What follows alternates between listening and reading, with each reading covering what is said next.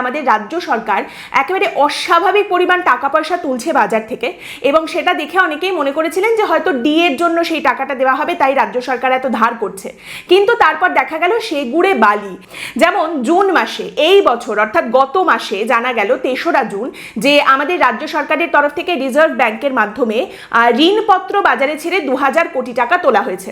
তারপর ১৭ই জুন জানা গেল যে রাজ্য সরকার সিকিউরিটিজের বিনিময়ে আরও ২০০০ কোটি টাকা তুলেছে, এবং তারপর জুন মাসেই তৃতীয়বারের জন্য জানা গেল রাজ্য সরকার ৩৫০০ কোটি টাকা ধার নিয়েছে। তার মানে জুন মাসে পশ্চিমবঙ্গ রাজ্য সরকারের তরফ থেকে টোটাল ৭৫০০ কোটি টাকা ঋণ নেওয়া হয়েছে। এক মাসে আমাদের রাজ্য সরকার ৭৫০০ কোটি টাকা ঋণ নিয়েছে, যেটা নবান্নের তরফ থেকেই বলা হচ্ছে যে সর্বোচ্চ।